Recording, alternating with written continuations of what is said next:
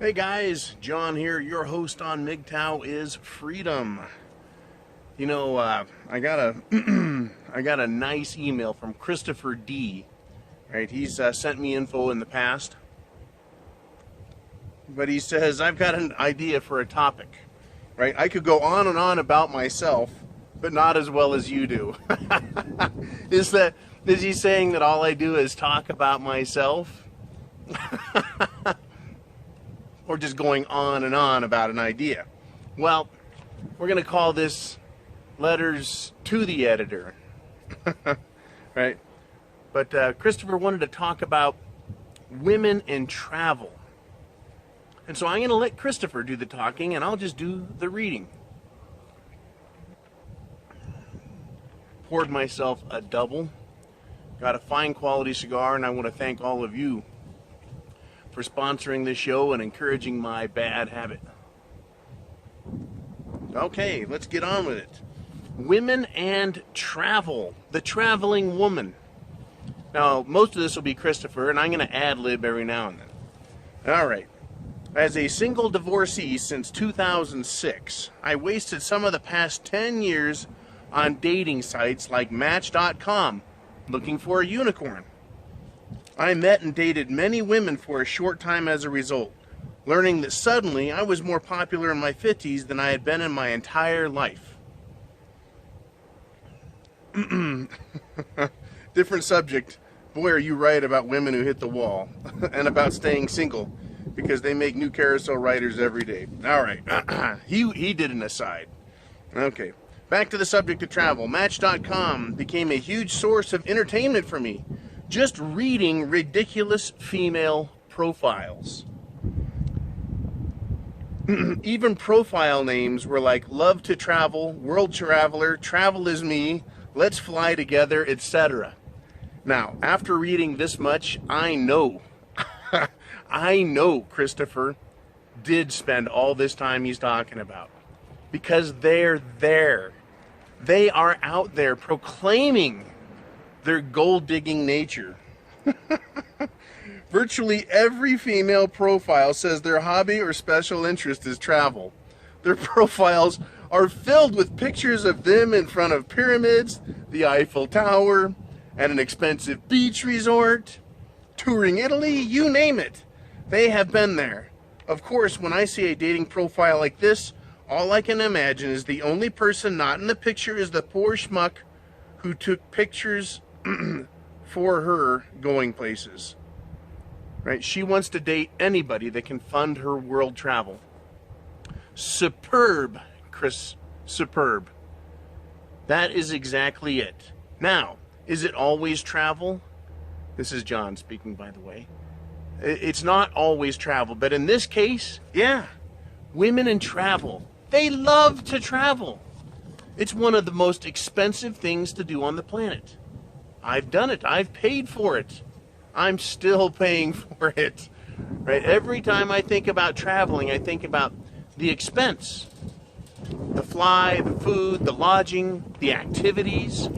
It's incredibly expensive. On top of that, while you're away, you have to pay rent. You're not getting paid at work, or you're burning vacation time, which is also in a lot of companies sick time. Right? You're still paying insurance on your car, your house, everything you're still paying for, the same as if you were there, except you're not. You're somewhere else for her. All right. Christopher goes on with, I make a good living, and I like to get I like to go on a nice getaway just like everyone else. But fuck, like most working dudes, I only get a few weeks a year vacation time, kind of like I just described. And I can't shell out for several trips a year that would clearly cost me $4,000, $5,000 or more dollars.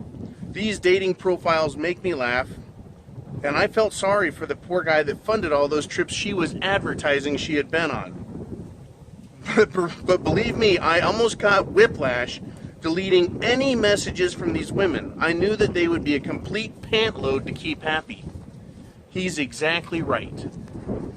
Whether the woman is talking about vacations and traveling, or she's talking about how she wants to, what? Live in a nice neighborhood. She starts telling you her wants. Match.com and these other things. It's incredible. Just reading a paragraph from them, you can see the dollar signs adding up. Travel, though, is just the most poignant of all. Because when you're done, you have nothing to show for it. You do have your memories, and bless them. But you don't have anything to show for it. Right? You buy a house, you have the house. You buy a car, you have the car. Right? At least you have something. Travel it's an experience. And that's what these women that he's talking about want. They want to rack up more experiences. It kind of goes along with hitting the wall. Right? They realize their time is short. And they need to find somebody to fund their experiences because it makes them interesting. Right? I know that with my ex. Oh boy. She loved traveling. So she could tell everyone about all the cool places she had been. It made her socially popular. It made her sound interesting. It made other women look at that and go, gee, I wish I had that. So it formed these jealous love relationships that women have with each other. And other spouses, is it part of the keeping up with the Joneses? Well, we went to Southern California. Oh yeah? Well, we went down to Mazatlan, or Cozumel, or Hawaii, or Jamaica, right? Always trying to up the other one. And vacations is a great way for women to do that. Christopher goes on to write, it seems that so many women actually define their whole existence by traveling. Sections of their profile that are intended to have a description of who they are and what they are all about is filled with just a list of where they have been. Really? Because you are so talented at purchasing a ticket? Something anybody can do. This makes you special and interesting. Now, he brings up a great point. How hard is it to step on a plane and have someone else fly you somewhere? How hard is it to step off of the plane? To step onto a boat? To get into a taxi? But they make it sound like it's an amazing event, as if God himself came down and blessed, right, this holy woman's presence in some place that she doesn't call home. But really, that's how they grade themselves. They've traveled. There's nothing to it. They're not discovering a new world. They're not going someplace no one's ever been. They're not doing something rare and unique. It's a great point Christopher makes. This is actually who you are. A list of places you have been, and more frighteningly, the list of places that you want to go. Translated, if you spend money taking me here, there, or another place, you might get the pleasure of my company. Yet another great point. When you meet a woman, talk to a woman, have her email you through one of these things, right? What is she saying? Her goal is to get somewhere else. And your job in trying to date her is to prove to her that that's where you also want to go. And as a man, you are so driven, right, to conquer, to win, that you're going to look past the price tag and look at what you think is the prize. And it's spending time with them. Now, this idea of time, it cracks me up. I saw an old friend of mine the other day, stepped into an office I was in, poked his head in, interrupted a glittering conversation and started one of his own. And the conversation was interesting, but the idea, the story about him and his ex-girlfriend. He was dating her. She was dating him. She felt it was time for her to leave, and she took everything out of his house. I know many men that have had this happen. Had everything that's not nailed down or too heavy for them to carry removed, including silverware, plates, pots and pans, toilet paper off the roll, and ice cube trays out of the freezer. Yes, it's not just a movie line. But why? Why did she think she could steal his stuff? because she believes her time that she gave to him was that valuable. Right? That he owed her more. Right? That she had given too much and that she'd given enough. That's what this traveling thing is about. It's a forecasted experience for you that they're putting in your head. They want to go somewhere and you're thinking, yeah, I'd like to go somewhere too. Right? Then the traveling woman puts visions into your head of walking on a beach, climbing a mountain, right? Being served breakfast in bed, dining at the finest restaurants, right? And you're having this fantasy experience in your head, thinking about this woman, right? What could she do for you that's worth what this trip costs? Christopher's talking about a $4,000 or $5,000 trip. That's a lot of money. What about a 2-week vacation? Now you're looking at 10 grand, $15,000, $20,000 for a vacation. That's what these women are after. And they'll look at, this is what cracks me up, they'll look at advertisements for airfare. It's only $1,000 per person round trip. Oh my God, we could afford that, they say. But what about the car, the taxis, the hotel, the food, right? All of the expenses of the trip. That costs money too, but they don't want you to look at that. They don't want you to see that. They want you to think what you're going to get.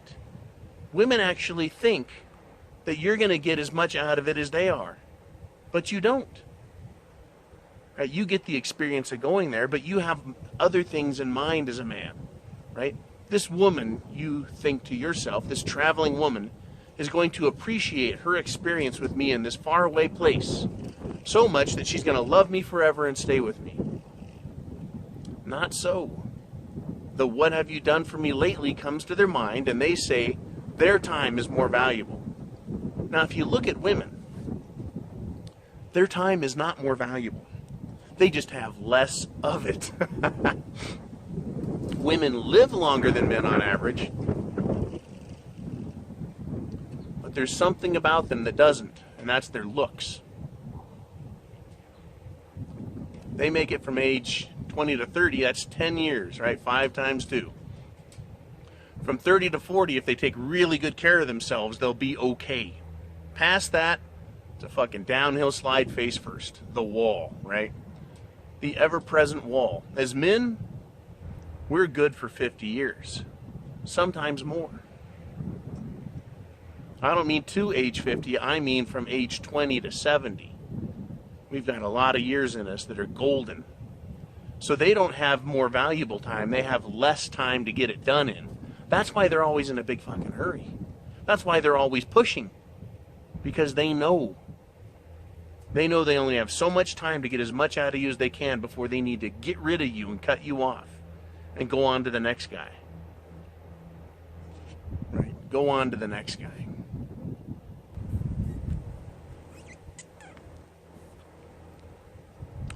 What I find fascinating also is that these women, they don't get it. They don't see that we're now catching on to them, right? They really don't. I've got more here from Christopher. Right? He says, he sent me another email. He was on a writing binge. That's why this is more Christopher's video than mine. As a follow-up to my last topic, there are tons of